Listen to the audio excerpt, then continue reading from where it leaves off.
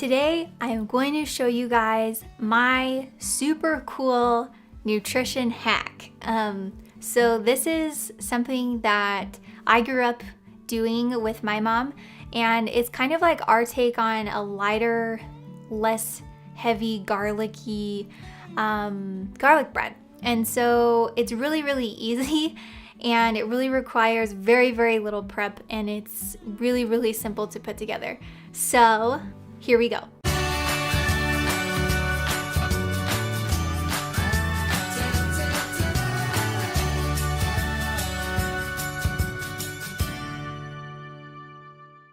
I use garlic powder. You can also use garlic salt. I like parsley. You can also use any kind of Italian blend spice mix. And then whatever kind of butter or margarine or light butter you like using. My very favorite is this Land O'Lakes light butter. They replace some of the normal saturated fat with canola oil, which is high in healthy oils that I want to have in my diet.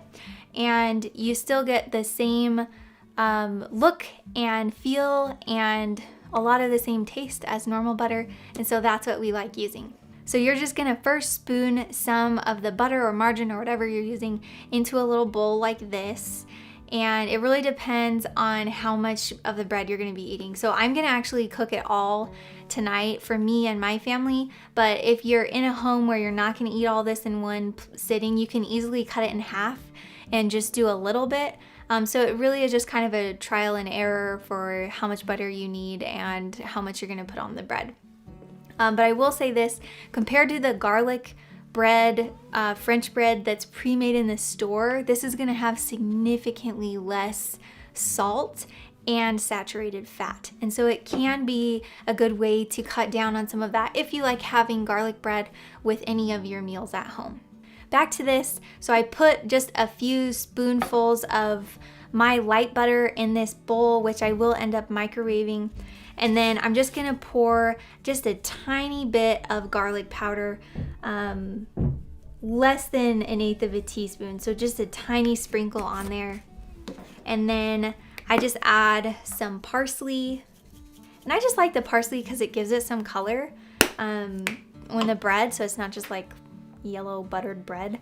And the garlic powder helps you still get that garlicky taste, but it's not as strong. So I don't know if you're like this, but sometimes when I eat anything with garlic in it that's really heavy, it's like that taste is in my mouth and it just won't go away. And so I prefer my breads or anything with garlic to be a little bit more mild, and this is the case with this. So really, depending on you and your family's taste at home, you can add more garlic powder or garlic salt if you want. You could also just throw in fresh garlic if you want to try that as well. It's really just up to you and your taste preferences. Okay, so you're just gonna throw that in the microwave for like 10 to 15 seconds or until it's melted all the way through.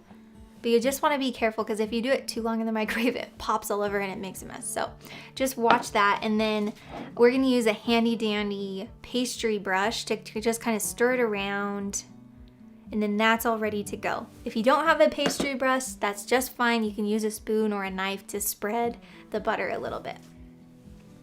So I'm just gonna take my French bread, which my store that day only had white French bread, but if there's ever a whole wheat option, I would probably personally go with that just because it's an easy way to get whole grains, and I'm adding some of the fat and salt to the bread, which makes it have more flavor. So it might be more appealing or taste better to some people, especially if you have picky whole grain eaters in your house. So I'm just going to slice the bread in pieces, and I try to keep them intact, and you'll find out why in just a second.